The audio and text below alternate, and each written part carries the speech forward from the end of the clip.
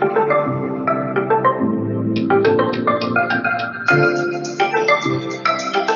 and welcome to Ncbi Labs.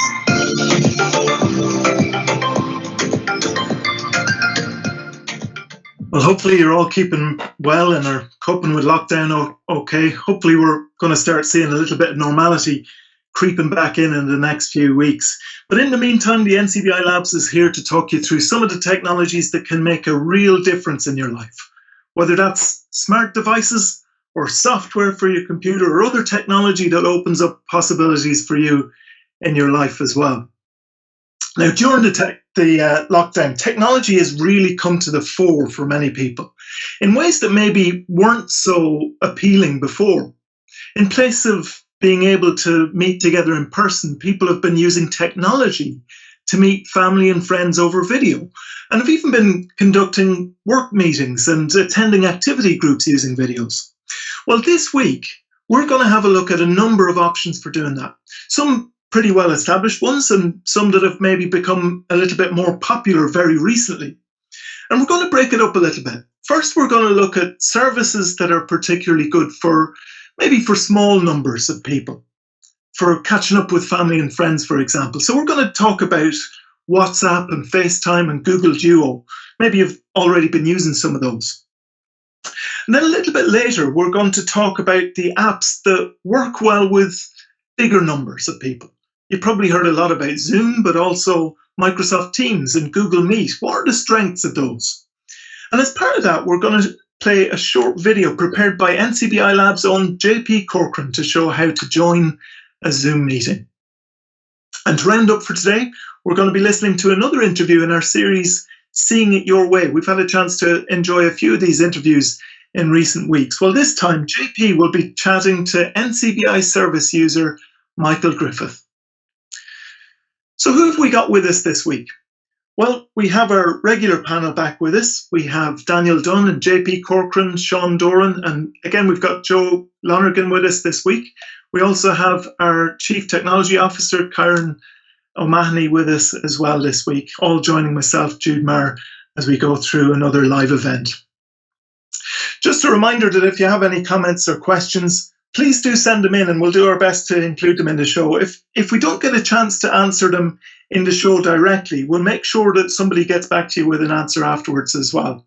So if you want to get in touch, please use the email labs@ncbi.ie, or else you can use the question panel just to the right of your screen as well. So you can use either of those methods to get in touch with us. So now we're going to invite our panel actually into the discussion here, because we're going to start off by talking about video calling apps. Now, there are a few out there, and we're just including a few of them here particularly that we'll make particular mention of. But there might be other ones as well that you particularly like to use. Maybe we can invite the panel just to unmute yourselves, and we'll have a bit of a chat about this. So we're inviting back the Labs crew. We've got Sean and JP, Daniel and Joe and Kyron with us all to discuss these. Hi, everybody. Hi, everyone. Hi, everyone. Good to have you with us. Appreciate it. So just to maybe start off with, maybe could we just get a bit of an idea of what we're talking about? Now, most people may have an idea already about what these video apps are, but just to get us all on a level playing field here, maybe somebody could just tell us what are we talking about with WhatsApp and Google Duo and FaceTime? What are they for?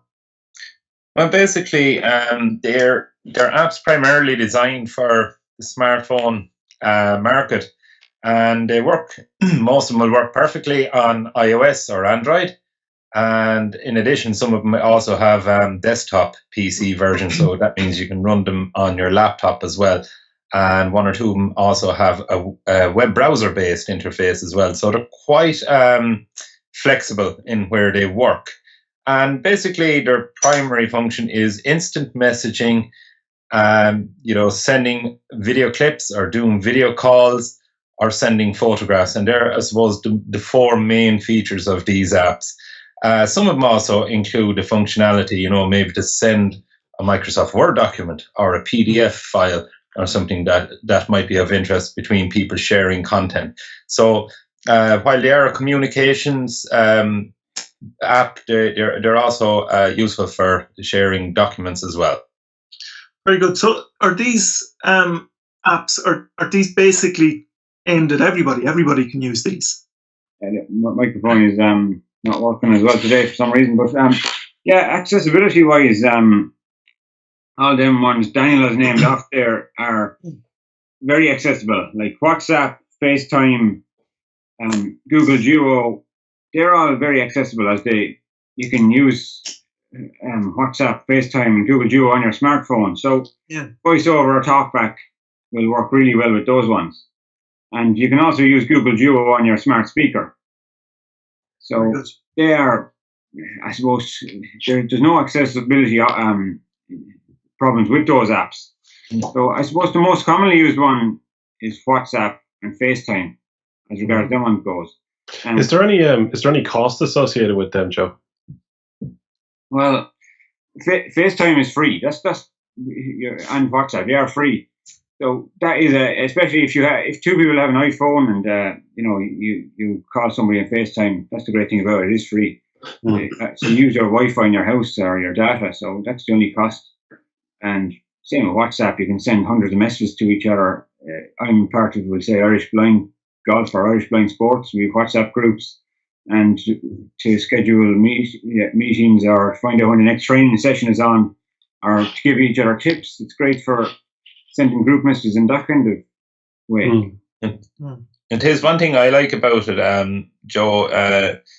If you're a Siri user or a Google Assistant user, you can be really cheeky. I like the WhatsApp, and instead of going in to try and type up your message, you can be cheeky and just summon Siri to say, send Joe a message, and it'll come back and ask you what you want to say. It types it for you, and then you just say, hey, send that on to him. Exactly. It's totally integrated in the ecosystem. It works great that way, yes. Yeah, it is brilliant. Very good. So if you're using it for those sort of things, that's great that there's accessibility. But is it equally accessible when you're talking about the video calling feature? It is. I think it is. Definitely. It works really well with the video also, especially FaceTime. Google Duo, you can make, if you have a smart display, you can make video calls on that. That's very accessible also. If you have a Google Hub speaker, or if you want to use Google Duo on your phone, you can also get the video on the phone. So that's also very accessible. And WhatsApp group calls with video, I don't do them as often on that. I tend to veer towards FaceTime. It works a little bit smoother, but it does, and you can only call 8 people at one time with WhatsApp, whereas you can call 32 people at one time with FaceTime. So we're talking about a bit bigger groups. Yeah, very good. Yeah. Is Google Duo, that's new to me. I've been using FaceTime and WhatsApp quite a bit, but on Google Duo, what's it like for low vision people as well? Do you need a smart speaker to use that, or is it only available, is it available as well on your just a normal smartphone? Like, do you have to download a specific app for that? Yeah, you can download. Comes on most Android devices. Exactly. Let Sean take that one. Yeah, the Google Duo app comes on most Android devices. I think Google tried to use it to replace Hangouts because Hangouts wasn't that popular in terms of sort of social media for friends chatting. So they replaced it with Google Duo, which is a much more simpler interface, especially low vision. Like, there's your contacts, there's a create group and invite friends button, and there is a context menu on the top right hand corner also. It is a very good interface. And does it support, like, I know FaceTime supports dynamic fonts, so it'll make the, even setting up the call, I find sometimes can be the most challenging piece. Once you're actually on the call, nearly it's simpler. But FaceTime for me, as someone with low vision, is quite simple. What's Google Duo like in terms of, like, does it support increased font size, contrasting colors, all those kind of key accessibility features? I haven't checked if it does the dynamic fonts, but it should, because it's a Google app. It should follow your like, I use dark mode on my phone, and the menus here on it are in dark mode on my phone now currently. Okay, so it's a native application, so more than likely it will. Maybe we'll check while the video is playing, just so we can let everyone know that's listening in. On a smart display, you can, as far as I'm aware, you can change the fonts. And it's a bigger screen on a smart display. Also, it's a bigger screen than on a phone, so that's one other advantage. Yeah. And is Google Duo available then for the iPhone as well? Yes, there's an app for the iPhone also. Other Yeah. platforms. I'm going to go over to the dark side here and download Google Duo. So are all three of these, the ones that we're talking about here, are they all ones that are available cross platforms? Yeah. Apart from FaceTime. Okay, so tell us about FaceTime. Yeah, so I mean, looking at the apps we're focusing on here, like WhatsApp, Google Duo, FaceTime. If we look at even the number of people you can actually have in a video call, like as Joe was saying, it's WhatsApp. They went up from 4 to 8 people recently. Google Duo now support up to 12 people, and FaceTime actually up to 32 people, which is great. But the only problem is that you're restricted to using an iOS device. So if it's on an iPhone or it's on an iPad, you can't call the person. So it's strictly iOS devices for FaceTime. So that's a fairly kind of significant thing to do. Yeah. Trying to trap people into their ecosystem, I believe. That's it. Yeah. Yeah, open up old wounds, why don't you? Yeah. Very good. So what would you say are kind of the most significant differences between it? Is it just pretty much a case of personal preference? Somebody will get used to one of these and that'll be fine. It'll do all that they need to do. Are those numbers of how many can join the video calls, are they really significant in everyday life? Are they, is this going to be just a matter of somebody chooses one because they just like the look of it, the way that it works? I suppose what you'd find is, WhatsApp kind of stole a march there on it. They're out early, as opposed to the other platforms. And it's what other people are using, in your social circles, I suppose, whether it's your group of friends, your family members. And you might find that you end up having 2 apps maybe because, the boys from the golf club are all on WhatsApp and the family are all on maybe even Viber or something different as well, So it depends on your social circles. Yeah, it's a good point to make. Also, WhatsApp is very good for sharing files.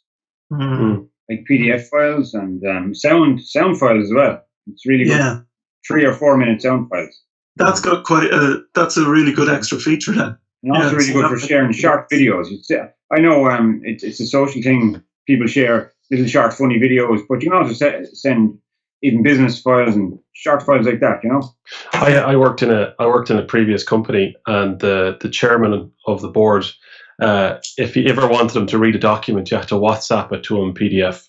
You would never read his email. You just use WhatsApp exclusively. So there is people out there. Do you know what's interesting? I was just having a quick review of Google Duo there, and as you're all talking, so on Google Duo, I definitely find the low vision side of it I would struggle a little bit on it, just as an FYI for people out there. But I tend to agree with the panel. You kind of have to install nearly all of the apps because there's people from so different, different groups will have a kind of allegiance to one particular feature. The one thing that from talking to everyone here, the one universal one really seems to be WhatsApp in terms of functionality and working across, all devices. Yeah. There's another little feature on the WhatsApp that I find it extremely handy, and is I suppose it's like the walkie-talkie function where you push the microphone button on there and you keep it held down while you say what your message is. You let it go and it shoots off to the other person.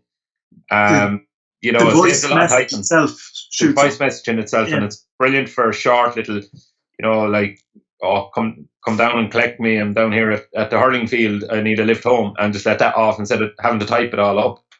Yeah, very good. That's actually a really useful thing as well. If you're on the move a little bit, if you're kind of walking around the place, you're needing to keep your eyes up.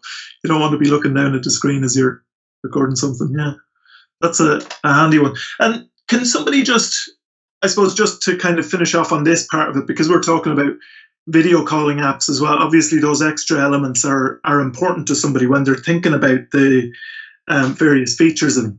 But if somebody's completely new to this, how hard is it to place a video call, for example, if they haven't been able to have a proper conversation with family or friends for a little while, and they want to actually instigate something, is it easy enough to place a video call? What's the difference between that and an audio call, for example?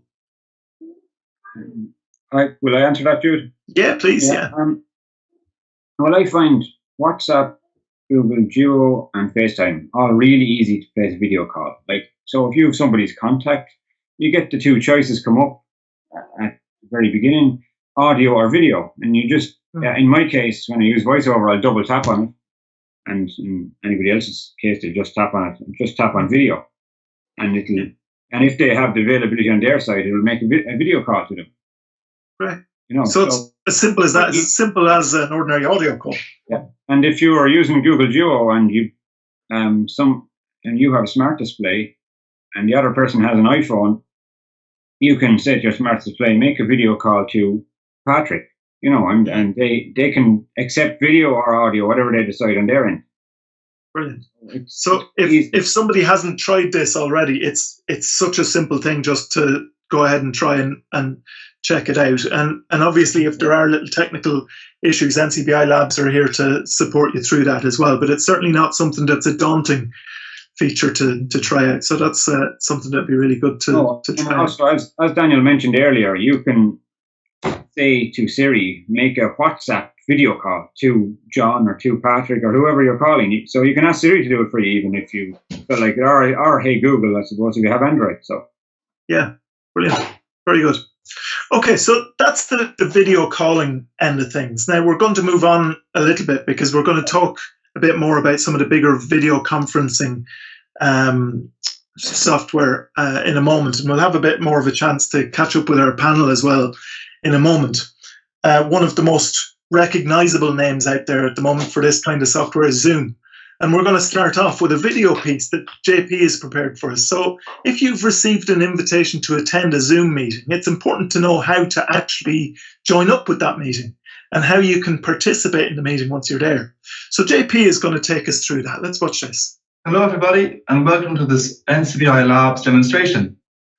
So with the surge in popularity of many video conferencing apps in recent weeks, we thought it'd be worthwhile putting together a quick video demo on how to join what has become one of the more popular conferencing apps available at the moment, which is Zoom. So what exactly is Zoom? Well, Zoom, also known as Zoom Meetings, is a cloud-based video conferencing service that you can use to be with others online, which can be by video, audio only, or both. And all this can be done while conducting live chats too. So as with many other video conferencing apps, users have the option to share screens, and sessions can be recorded for later viewing. It's also worth noting that with a basic plan with Zoom, which is free, you can host up to 100 participants in a meeting. However, this has a 40-minute time limit for meetings with 3 or more participants. So in this video, we're going to cover how to join a Zoom meeting from an iPad using VoiceOver with the Zoom app already installed. If you don't already have it, the Zoom desktop app is available for Windows and Mac OS, while the mobile app is available for Android and iOS on the Apple and Google Play Store. Okay, so let's just say we receive an invitation to join a Zoom meeting. What do we need to do next? So it's important to point out here that in order to join a Zoom meeting, a host will first need to create the meeting and share with you the meeting link by email, text, or if you both have shared Zoom contact details in the Zoom app itself. In this case, I have received a Zoom meeting invite by email, so I first need to open my Gmail and look for it.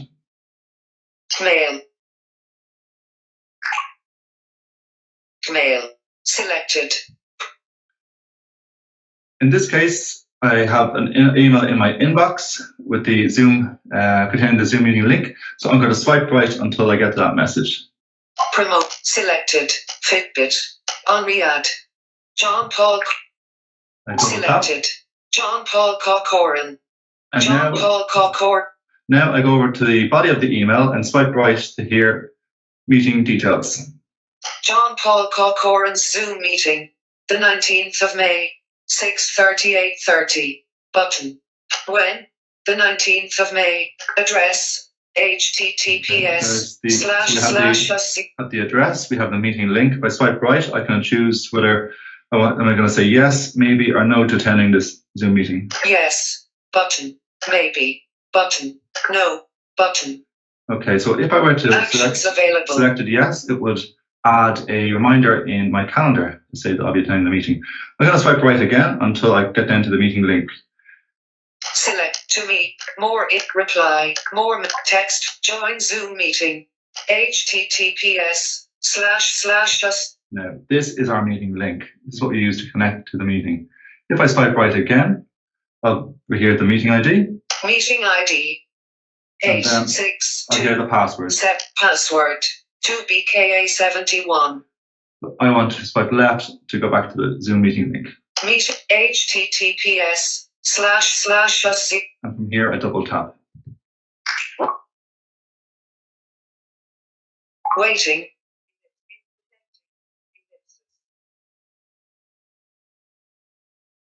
Please wait. The meeting host will let you in soon. Okay, so at this point, I see that the meeting host needs to give me access to this meeting. So I've actually set this meeting up for myself. So it's actually, I'm having a meeting with the host, who is myself. I know it's a little bit strange. But anyway, so I'm going to go over to my laptop now and admit my user here to the Zoom meeting. Waiting. Ellipsis. Alert. To hear others, please. Okay, so I've just been given access to the Zoom meeting. I need to swipe right. Call using internet audio button. I double tap on this button in order to hear others join in the meeting, hear their audio. Double tap. You are using displaying John Paul Corcoran's video. Okay. Now what I can do is I'm connected to the meeting. And the next thing I need to do is to go around the different options to, for example, enable my microphone or start my video. So what I'm going to do, top left-hand side of the screen, I'm going to use Explore by Touch to go to the Leave button. Displaying Leave button. Okay, now if I swipe right from here, your connection Zoom button. Zoom button, if I double tap on this, it'll give me information about the meeting itself. Double tap. John Paul Corcoran's Zoom meeting. Your connection is encrypted. Meeting ID 86277. Okay, I'll stop it there. If I swipe right, it'll tell me the host name. Host John Paul Corcoran. It'll tell me the password. Password 2BKA71. Invite and the invite link. John I swipe left to close this. John Paul Corcoran. John Paul Corcoran's Leave. Now let's see what other options we have. Your connect Zoom. Mute my audio. I can mute my audio by double tapping. So swiping right, go to mute. I can double tap. Audio now muted. Double tap again. Audio now unmuted. Okay. Swipe right again to start video. If I want to start my video button. I'll just do this briefly. Double tap to start my video. Video now started. Video now stopped. Okay. Video started. Video stopped. Swipe right again. Share content. Share content. So what I can do here is I can share content that's on my screen if I want with other people. Now, because I'm not the host, if I double tap on this. Alert. Only the host can share in this meeting. I'm told that only the host can share this meeting. So that's something that the host will have set up when they schedule the meeting. I can swipe right to OK. OK. Now, back to the other options on the top of the Zoom meeting screen. Participants. I can go to participants. I can swipe right. John Paul Corcoran. Device audio unmuted. Video stop. John Paul Corcoran. Device up. I can view participants who are in this meeting. If I swipe right again. Invite button. I can go to invite. Double tap. Send email. Now I have the option here to send an email to people who are in my address book and to invite them to this meeting while the meeting is taking place. So I'm going to cancel this. Invite, dismiss, cancel button. But a very useful option. Participant, dismiss pop-up. And the last option I'd like to show you, last feature here, is double tap on the More button, located at the top right-hand side, top right-hand corner, I beg your pardon, of the app. From here, button. I can swipe right. I can add a clap button, thumbs up button to the chat room if I want. I can swipe right again. Chat button. Okay, just to go back, these two, the clap, button, thumbs up, are button. just little pictures, little emojis. So I can these I can do. I can add them to the chat if I want. Chat button. Okay, I can chat to other participants who are in the meeting by double tapping on this. Meeting settings button. Review my meeting settings as I'm swiping right. Minimize meeting. Minimize button. meeting. Raise hand. Raise button. hand. So this is a very useful feature. So if, for example, you want to raise your hand when there's a large group of people who are in this meeting, you can let the organizer or other participants know that you have an input that you'd like to acknowledge without interrupting the conversation. So if I double tap on raise hand, hand now raised. So my hand is now raised. So button. other people will see in the meeting that I raise my hand and I'd like to add my input. So I can double tap on the more button again. Swipe right. Thumb chat lower hand. Lower hand. Button. Hand now lowered. Okay, so now my hand is lowered. Very useful feature when you're in a Zoom meeting if you want to raise your hand. Let people know that you're looking to say something. Okay, I'm going to press the home button here to go back to the home screen. Mail. Okay. So guys, that's just a very quick overview of how to join a Zoom meeting from an iPad using VoiceOver, along with how to use some of the various features within the meeting. Before I finish, I'd just like to note that if you need support downloading or using Zoom meetings on your tablet, phone, or computer, you can contact the NCBI Labs team on 1850 92 30 60 or email labs@ncbi.ie. Thank you very much. So thanks very much, JP, for going through the steps to join a Zoom meeting. So if you've been invited to a Zoom meeting before, hopefully you have a bit of an idea how you can join with the Zoom meetings and also how you can participate as well. There's one or two of the points that was in that video that actually we might kind of reference a little bit afterwards as well, because some of the things that were mentioned there actually have tie-in to some of the concerns around security. We'll maybe mention that a little bit later. Some of the settings that you will have heard there are actually settings that are recent updates to make sure that the security is stepped up a little bit. But what we're going to do is, first of all, we'll just get a little bit of an overview of how each of these different pieces of software kind of differ from each other. We spoke already about some of the capacities there. Google Meet certainly has a huge capacity for being able to broadcast out to people. We didn't really mention Microsoft Teams earlier. Would somebody be able to just give us a bit of an idea of how broad is the reach for Microsoft Teams if you want to involve people in that? Microsoft Teams now have recently lifted restrictions for the free users. So it used to be that you could have 20 people in a chat in a meeting in Teams for free users. And they've recently put that up to the same as the paid users, which can go up to about 250. Brilliant. Very good. And in the case of something... sorry? Go on, yeah. They've also upped the live events to 10,000. Very good. Okay, excellent. So I think... I was just going to say, Jude, if you don't mind, one of the things around Microsoft Teams, people often ask us here at NCBI why we use Microsoft Teams. And I think, if you don't mind, I might just give some insight into why we've chosen it here in NCBI. Well, there's many video conferencing platforms out there that you're all talking about today. Like Zoom is extremely popular, as everyone said. Google Meet is another one. I've used probably hundreds of them over my career. And, when we in the NCBI looked at what would be a platform that we could use to unify our file management, our internal communications, Microsoft Teams made a really attractive offering. So internally in NCBI, we use Microsoft Teams for chat. We use it for internal calls. We use it for all of our internal meetings and video conferencing. And we've had great success with that as well. We even link it into all of our files, so how we share files within the organization as well. And I think when we looked at how we could run these live events, we wanted to make sure that we were using a system that had the performance and had the security as well. And I think with an organization that's the size of NCBI, it's very important that we roll out something that we can offer as a very secure offering to to external people as well. Any time in a computing sense or in a technology security sense, when you grant people access externally, whether it's a live event or whether it's just a conference call or a support group, Microsoft Teams checked all the boxes for us. It's also an incredibly accessible piece of software. Actually, one of the things that I'd like to say, if anyone is struggling with some of the accessibility side of it, I think its downfall of Microsoft Teams is because it does so much, it can take a while to learn it.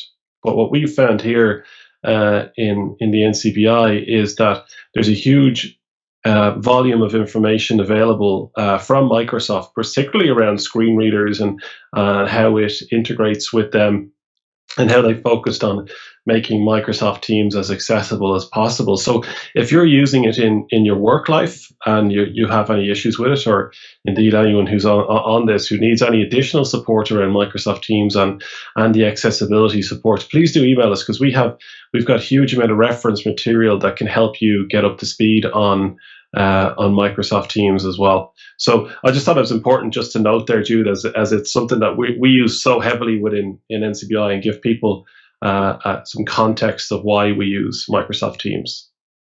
Absolutely, yeah. And as people are hearing us maybe talking about Zoom, for example, and hearing many people talking about Zoom because it is kind of in the news quite a bit, there might be a little bit of a kind of wondering of why and why are we using Teams for even these live events and things like that. So it's good to kind of clarify that. It comes across in your answer, Karen, there, that there's kind of a couple of elements to it, that there is an element of security and having confidence in that right at the start, but it's not just that, it's like functionality as well for the use that we're making of it. I think for us here in the NCBI, it really was a balance between having something that's really functional and does a really good job for live events and internal communications, and something that's also secure for the service users that we interact with, and also for the broader community.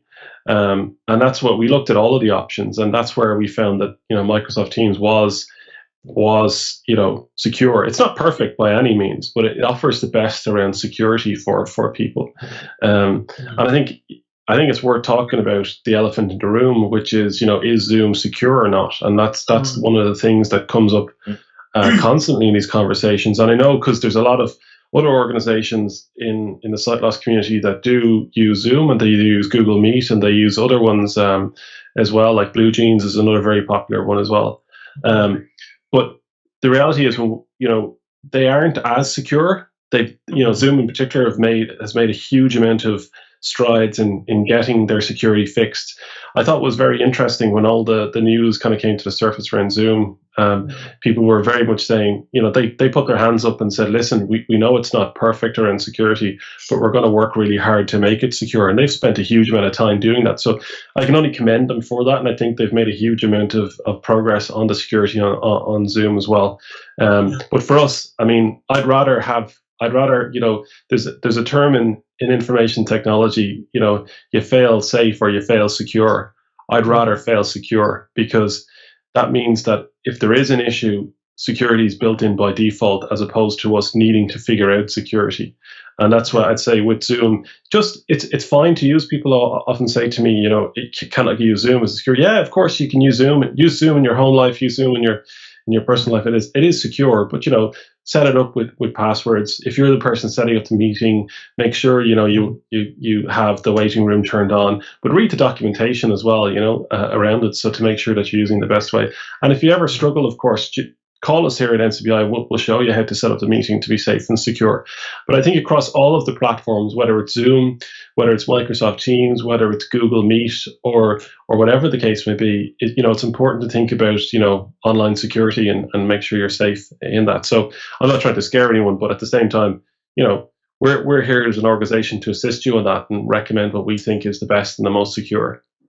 Absolutely. And I think, to be fair, it is completely justified that we talk about security, because, even the idea of Zoom itself, there's been a term that's been coined for the security issue that they've had and that's been in the news mostly, which is Zoom bombing.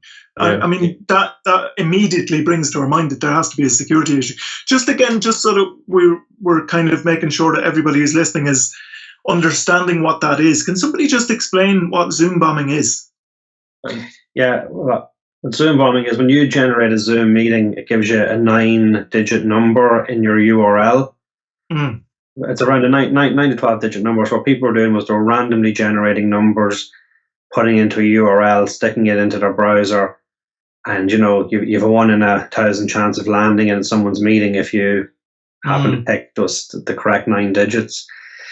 So they were landing in people's meetings, shouting over the meetings, and sharing things they shouldn't have been sharing within the meeting. But it was that simple. Like anyone could just copy the first part of a Zoom URL and then start typing in 9 to 10 random numbers and seeing if they land into a meeting. Yeah. And I think that's actually quite an important point to make, is just even about that sharing feature, because you might have heard as JP was going through the Zoom feature there that sharing was turned off. It was only the host that was able to share. And that kind of ties in a little bit to what Kyron was pointing out earlier, that some of the features, there are some security features there that the host would have to be very wary of turning on. Now, Zoom has kind of updated these quite a bit, that a lot of them are by default now. Yeah, they have. But there's still that consideration, isn't there? They've put in a security icon now for the organisers, which allows the organisers to remove participants and lock meetings. So when the meeting starts, you can put the lock on the door, nobody else can get in. There's also from the organisers of meetings, there's a report users function now that they've built into Zoom, and the passwords and the waiting room are on by default. So it's you're not getting into a meeting now without popping in the password. Whereas organisers maybe overlook the fact from a security point of view, hey, I'm going to set up a meeting, password, sure, who wants a password? I'm only sharing it with my friends. Next time somebody puts it on Facebook about this meeting and it goes around the world, and that's how they were getting Zoom bombed. Also, from the user's point of view, now as they join a meeting, they're going to be required to enter the password. So if they don't have the password, they're not getting in. And the ability to disable joining from multiple devices has been addressed as well. So if somebody was on a meeting on their laptop and they left their phone, outside, the kid could pick up the phone and join the meeting their daddy was on it, make a right mess. So that has been could be disaster. Yeah, that has been addressed as well. And also, Zoom as a company have bought out Keybase end-to-end security, who are going to introduce this end-to-end encryption. And you might remember back in April 2016 that WhatsApp implemented this end-to-end encryption, which means that the data is secure the whole way from one user to the user to this next user. So there's no openness anywhere where it goes through the network. So from a security point of view, that's good. How about what? I'm just curious. Is there any? Because is there any typical questions that we get asked? As trainers on Zoom, is there anything that we could offer in terms of advice to our service users around usage? So I know JP's video was excellent, but is there any other typical questions that people get asked on Zoom from someone with low vision or no vision? Can I answer that, Claire? Yeah, of course. So there's a list of keystrokes for Zoom. So you don't have to go near your mouse if you don't want to. For example, all day you will mute and unmute your microphone or video, them kind of things. And we can provide a list of keystrokes if anybody wants to email labs@ncbi.ie. And also in this week's newsletter, we will be providing a link to some keystrokes. So, also there's keystrokes for Teams. If you wanted to access the keystrokes for Teams really quickly, so as you said earlier, Teams is a collaboration tool used for personal use and business, but a quick way of accessing your keystrokes is control and full stop, control and period. And it gives you the list of the keystrokes that come up on your screen, and you can go through them with your headings by pressing H. So you can go down through, if you want keystrokes for meetings or chats or your Teams part of Microsoft Teams, it'll give you a list of the keystrokes up on your screen. You can read down through them with JAWS or Zoom text, whatever assistive technology you are using at the time. So, and Google Meet, I don't have much experience with Google Meet, but if you want to get the list of keystrokes for that, it's Control-Shift-F, and it will become popular. it's not the most popular at the moment. See, I think one of the things that I've noticed in the questions that we see coming into the lab's email address is that people, are using these more toward. There's kind of two aspects as you've broken this up into, stuff that you use for socializing with your friends, and then there's pieces that you use for work. Zoom, Teams, and Google Meet are very much on the work side of things. So, you feel like you're under that little bit more pressure to get up and running. But again, as Joe said, we prepared all of those keystrokes, and we were able to circulate them to anyone.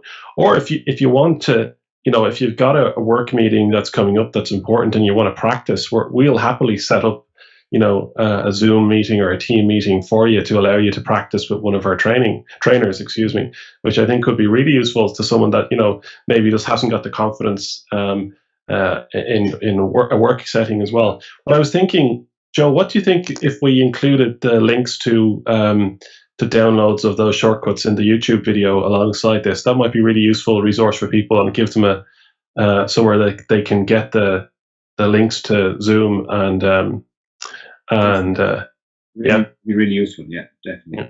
Anywhere they can find these easily, it would be useful. And also, don't forget, if you go into Zoom, there's an accessibility bar, and you can. Because you listed the Windows keystroke, so you don't have to have any accessibility software on your computer. You could use Narrator even, and you can get a list of the Windows keystrokes also.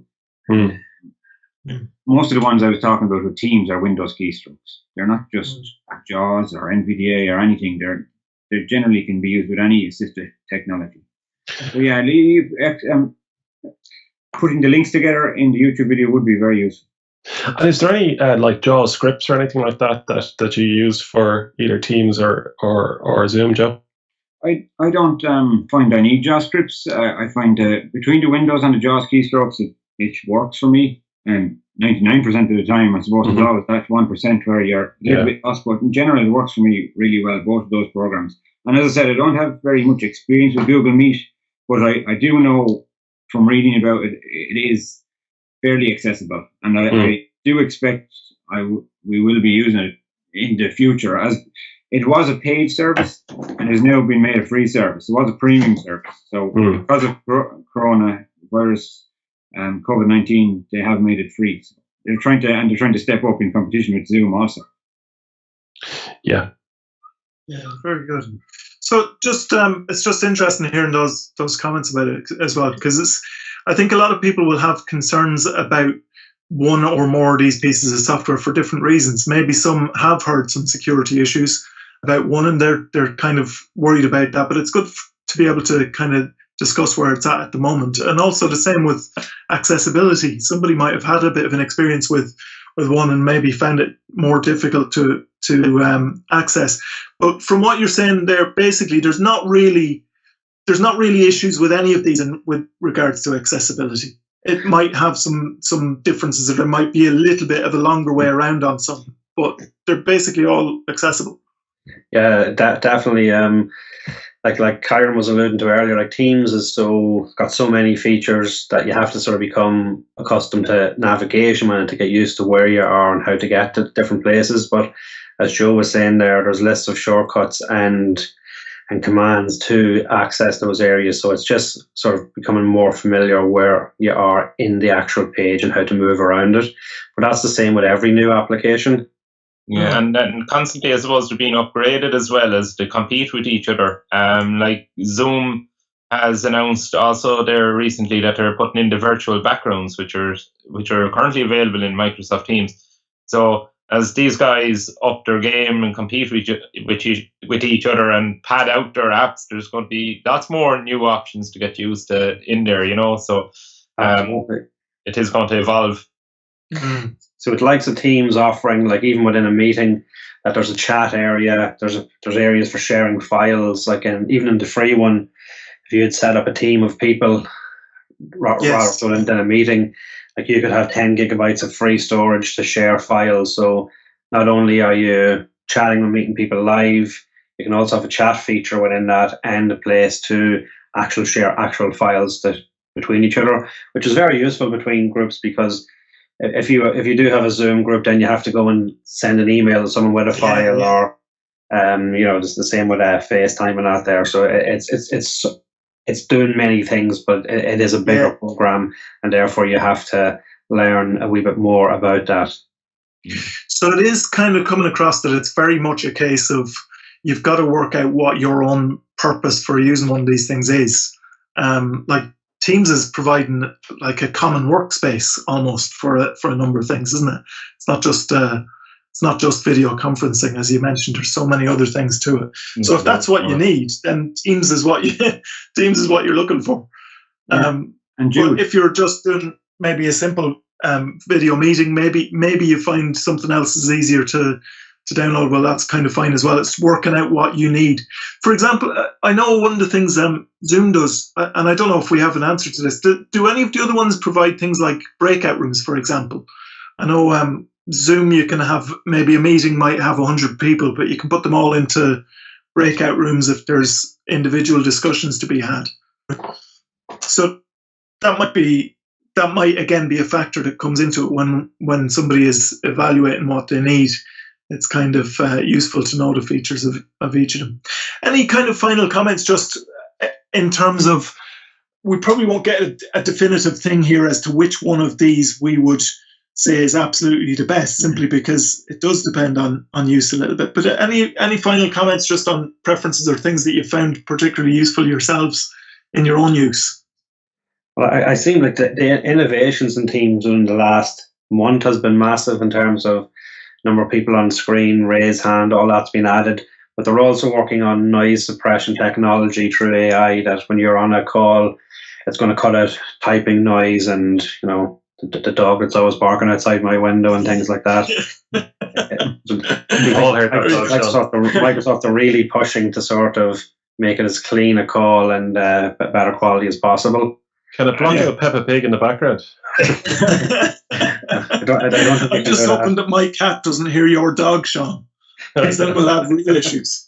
But Jude, also, I think the fact that Zoom did have security issues going forward, it might be the kick in the backside they needed. It might make them clean up their act and, I suppose, make it a better program in the future. As Daniel alluded to earlier on, an encryption company has bought into it, and they are doing the end-to-end encryption. So that has to be a good thing also.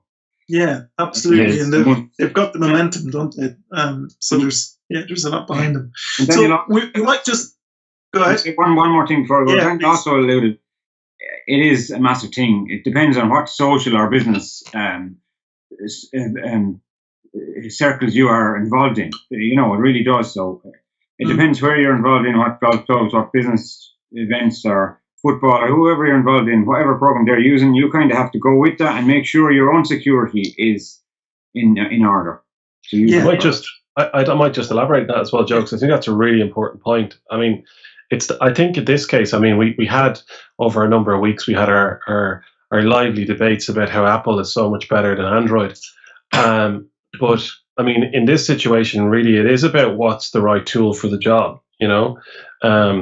Whether it's a personal conversation that you need to have. I find, with my own mum who's cocooning at the moment, trying to get her to use any video conferencing is incredible. We had this conversation recently where I was saying press the home button, and she kept enabling Siri, so that lasted half an hour, and then I finally figured out how to do a video call with her. So it really is. It's a personal choice for the likes of FaceTime or WhatsApp or Google Donuts, it's called, Sean. So no. Yeah. But in the case of work, a lot of times, an IT department is telling you what system you need to use, and they've made decisions that could be based on security, it could be based on pricing, it could be based on laziness of the IT department. So in all cases, I just say as well, just reach out to us here in NCBI Labs, and we're happy to help across them all, because we test all of this stuff to make sure it's accessible or not accessible. So if there's any help that anyone needs, just please reach out to us at labs@ncbi.ie. Yeah, absolutely. And it's important just to say as well that this is a changing conversation with time, because if we'd had this conversation a month ago, there would have been features of maybe Zoom that Teams wouldn't have had, so somebody might have been drawn towards that. But then there would have also been security issues that Zoom were still facing that hadn't been fixed at that point and maybe have been made progress on. So wherever this conversation is at the moment, there's going to be changes to it in the coming weeks as well. So by all means, if you're involved or you need to use any of these video conferencing softwares, as Karen mentioned, do get in touch with us at labs@ncbi.ie. We might just get an opportunity maybe to finish off the conversation if there's any final points or any questions that are coming in just after our final segment on our live event. So thanks very much to everybody for your contributions there, talking about our video conferencing software. But now we're going to move to seeing it your way. I'm sure you've been enjoying this series of interviews over the last few weeks. And this week, we're going to hear from Michael Griffith, who's been talking to JP. And as we're lining up that, maybe we can just mention as well that your experiences and how you use technology is a major driver of how we present this show. So if you have any tips that you've found useful, please do send them through. If you'd like to be involved with any of these interviews, please do let us know. We'd love to hear from you. So let's hear from Michael Griffith, Seeing It Your Way. Okay, so I'm delighted to be joined today by Michael Griffith. Michael is a service user of NCBI who's living in Shankill in Dublin. And Michael, you're very welcome to the show today. Thank you. Thank you. So Michael, before we get talking about the important role that I know technology has played and indeed continues to play in your life, what I thought we could do is just take a step back for a moment. And perhaps you could just tell us a little bit about your own background and share with us your own story, if you don't mind. Okay. As I was saying to you earlier, I'm 75, so I have a lot of background, so I'll race through it as quickly as I can. I was born in Dublin, and my father was in the Munster Leinster Bank, which most people will not remember at this stage. It's now part of AIB, and he was in Crumlin. So we lived in Kimmage Road West, which was near to Crumlin, until I was about 6 or 7. And then we moved to Monkstown, where I grew up during my formative years from about 7 to 14.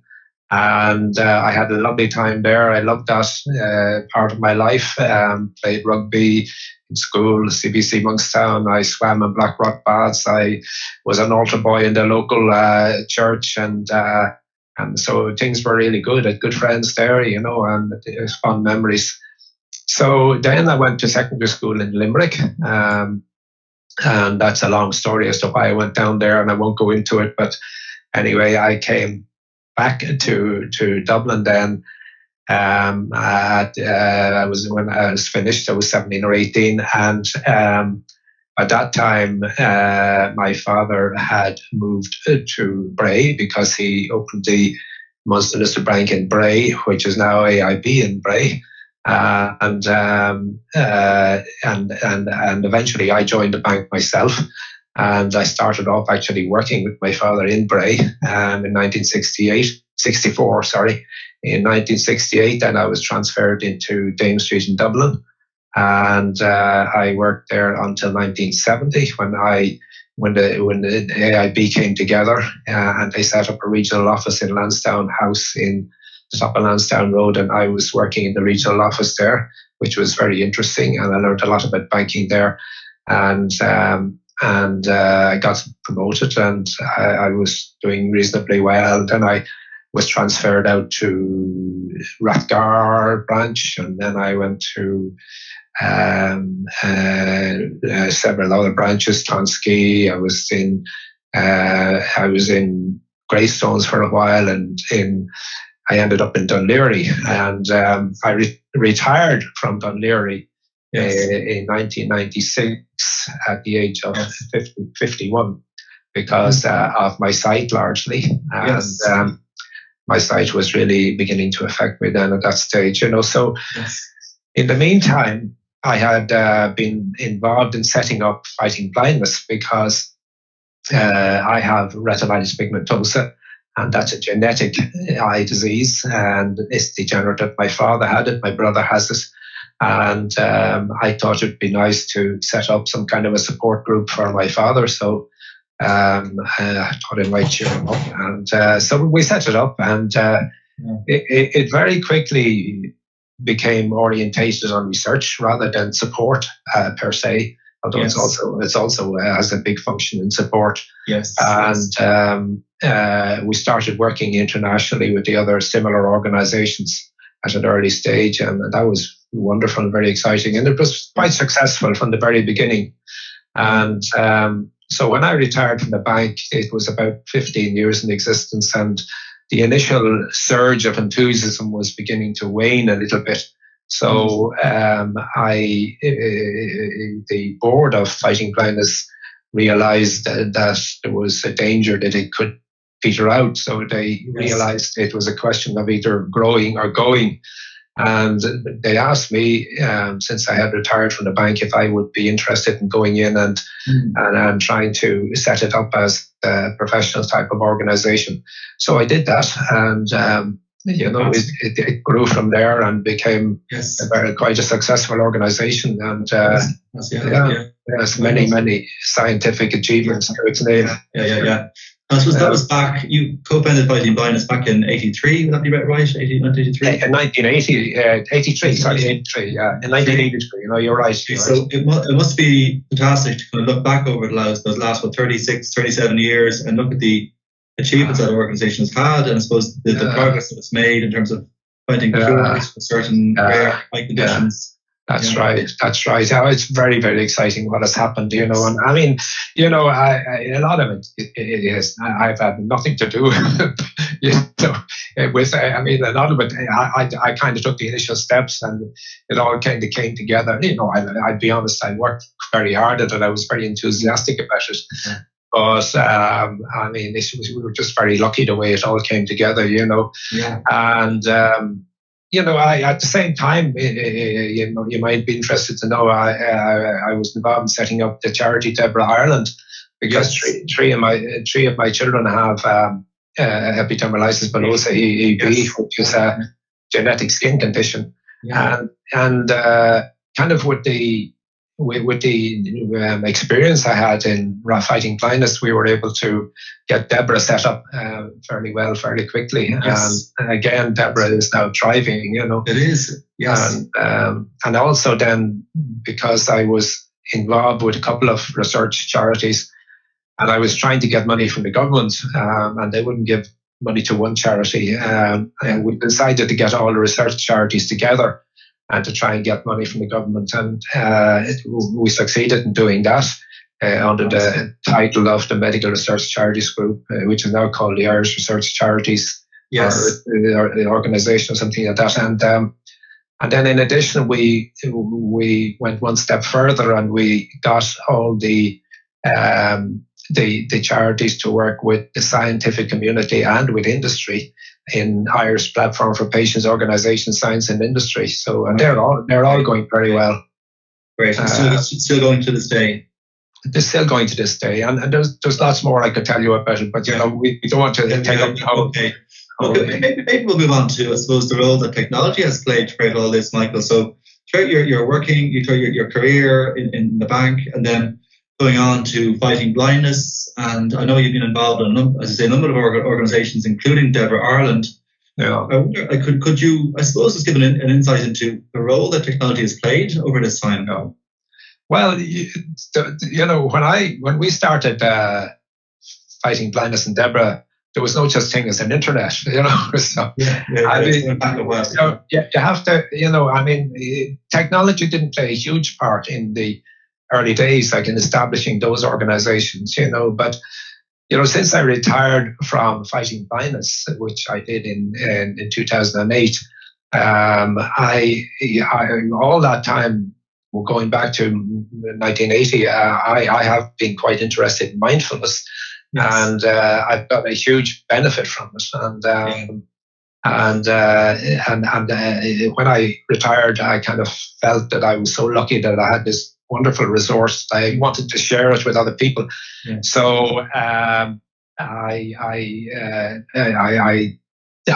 did a number of things in that regard. Set up a few meditation groups, and then I I wanted to try and write something for the meditation groups to tell them how to meditate and to give them some tips and that kind of thing. So I started writing. You're doing that, and it turned into a book, which I now have self-published on Kindle Direct Publishing. Wow! Can I ask, while you were writing that book, how did you manage to do it? Because obviously you said your site had been deteriorating over these years.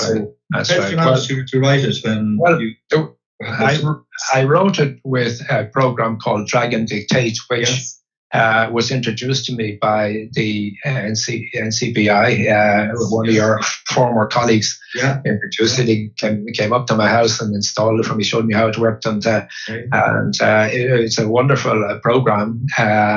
Has its limitations in the sense that it is wonderfully agile in what it can do, but like it can't spell check things like if the word TOO and the word TWO, it can't see the difference between the two of them, So it has its limitations, but it's wonderful. And I wrote most of the book. In fact, I wrote all the book with that program.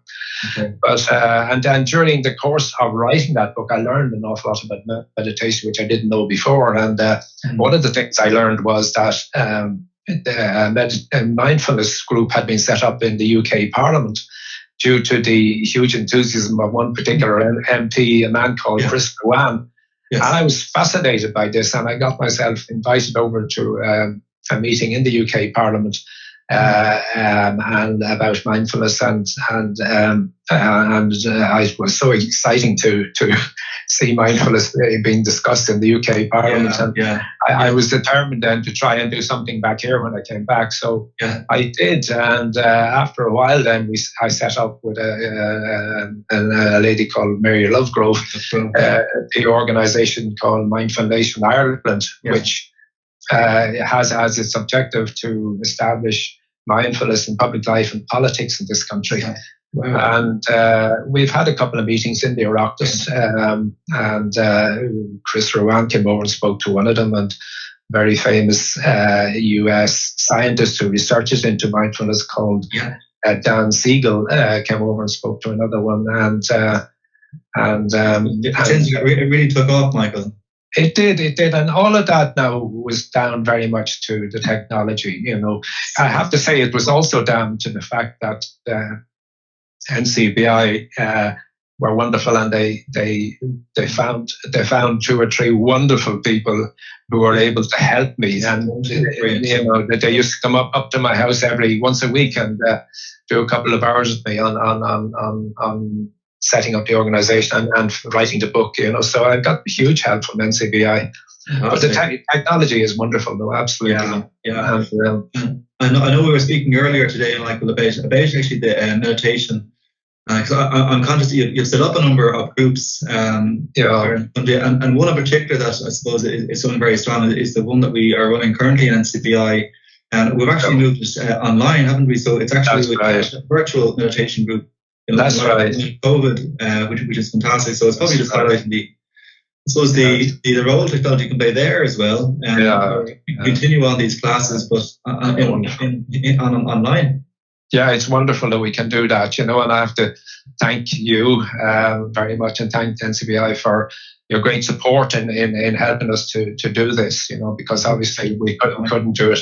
We couldn't do it without your help and support, and that's very appreciated, And that group is thriving at the moment. It's doing very well.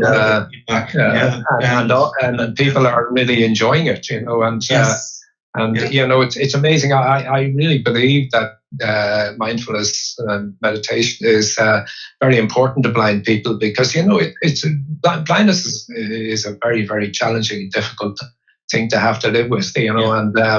And oftentimes people kind of look at blind people who are kind of going about their business and dealing with things and using technology to do everything that they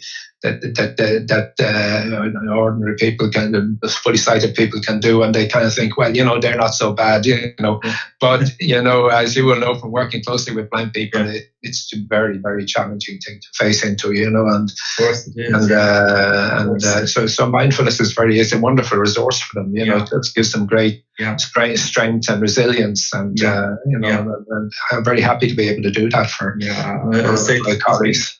Of course, and I think it's been. I know there's been a huge amount of really positive feedback from the group that do attend the virtual meditation sessions. So thank you for that, Michael, for facilitating them. Very small. I wonder, could we have a discussion about your transition to using JAWS? So I know you were using Dragon, actually speaking, and then you. Yes. It's probably about maybe 2 or 3 years ago you were introduced to JAWS, the screen reader. Yes. Could you give us a bit of an overview of how you're getting on with JAWS, and do you find that it's a good software to use? Oh, it's wonderful, absolutely wonderful. I mean, it's completely changed it's changed my life, even, I would say.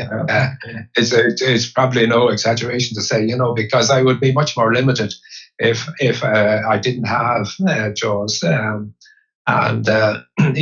mean, obviously I can more easily manage emails now than I could when I could see, and I can do a lot of work on Word documents. I don't use the Excel very much, so I know that's not very relevant. But I can do a certain amount of searching the web too, and I read the Irish Times every day and online, and I'm currently, as you know, trying to master things like WhatsApp on and I can also manage to a certain extent with Zoom, and there are other apps that I can do a little bit with. They're not very accessible, like iTunes and Kindle itself, and a few things like that, So I'm trying to see if I can learn a little bit more about these apps, so that I'll be able to find my way around with the keystrokes. But I mean, it's really wonderful because you get to the stage where you can't to depend on your sight is really so strenuous and so stressful that you really have to say, look, I have to go to the keystrokes system, and it's absolutely wonderful to be able to do so much with the keystrokes. I would say one thing to people though that are maybe thinking of going into JAWS or NVDA or some other program, that you do have to learn to touch type.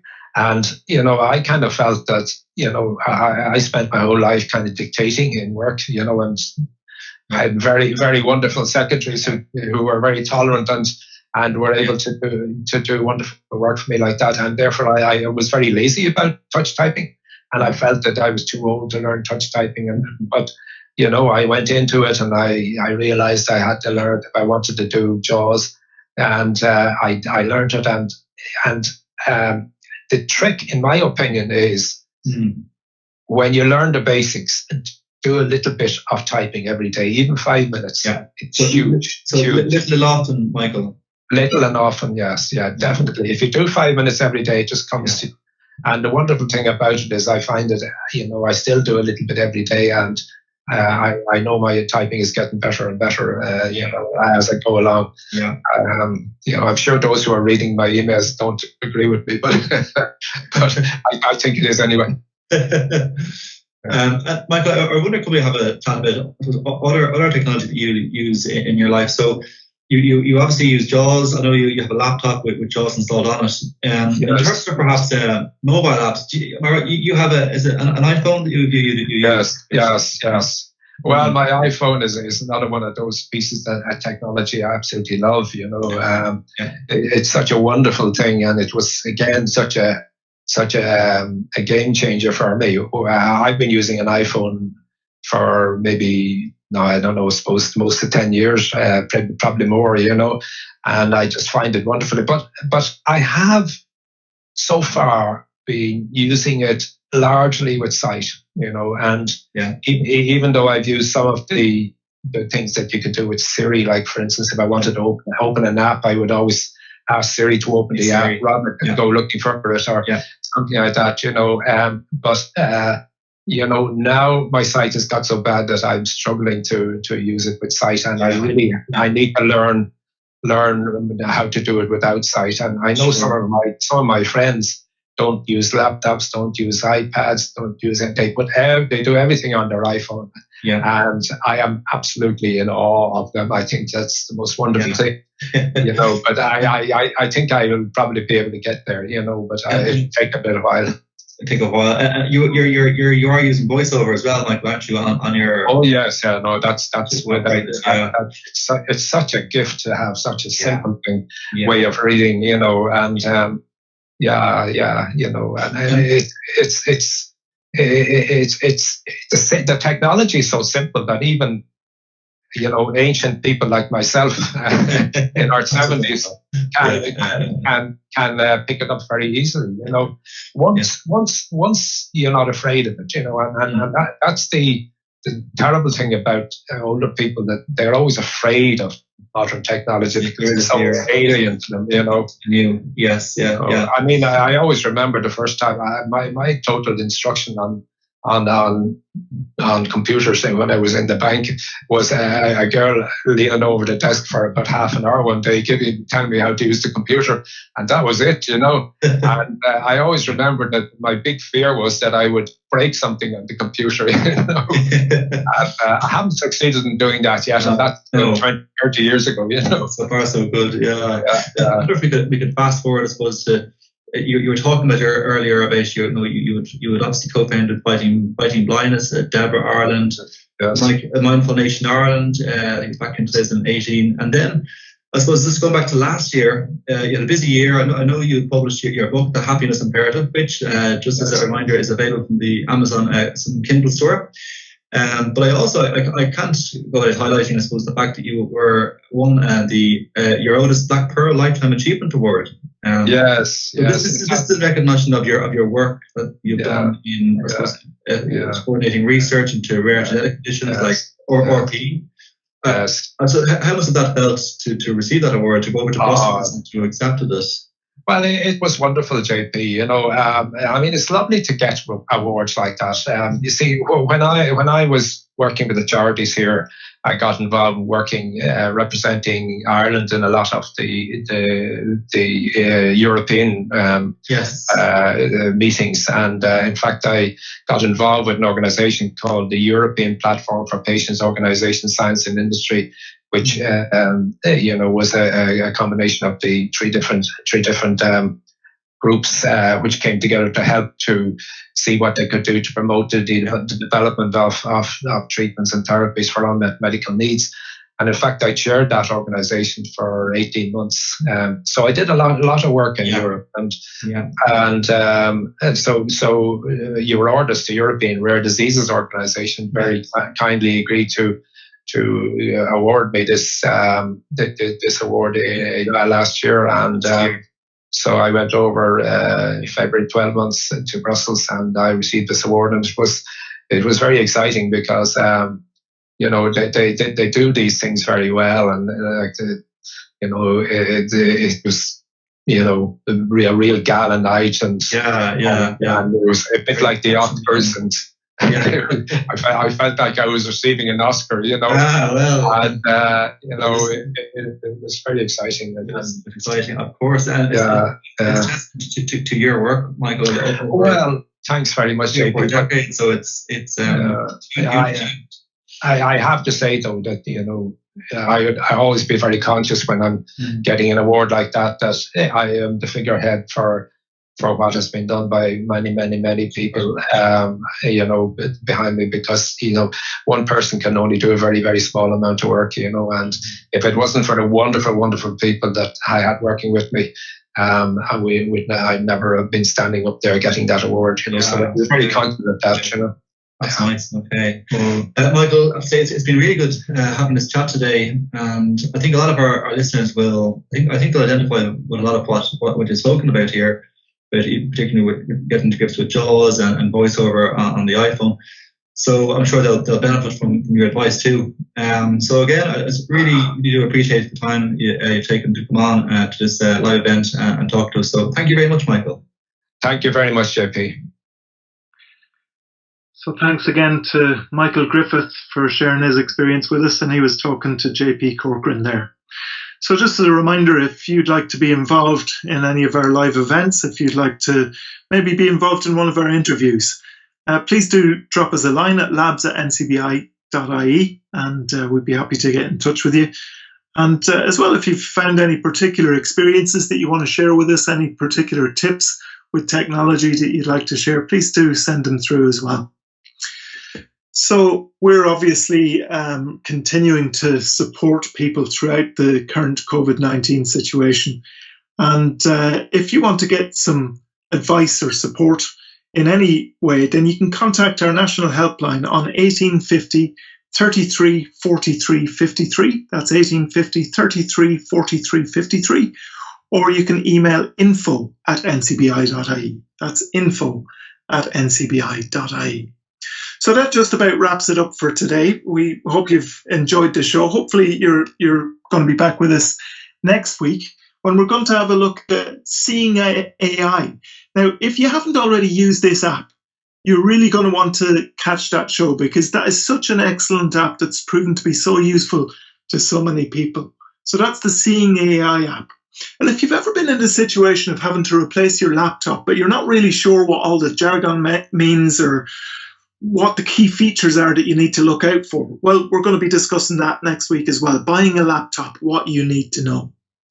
Just a reminder as well that if you want to access support from the NCBI Labs team, you can call us from 9 to 5, Monday to Friday on 1850 92 30 60, 1850 92 30 60, or you can email labs@ncbi.ie. I'm sure you're getting used to that email address, labs@ncbi.ie. And if you'd like to support our services so that we can continue to provide services to those who are blind or vision impaired, you can also visit donate.ncbi.ie. That's donate.ncbi.ie. So all that's left for me to do today is to thank our contributors again and our panelists today, and thanks to those who are again doing the production behind the scenes as well to get our show up and running. We look forward to seeing you all again next week for the next NCBI Labs live event.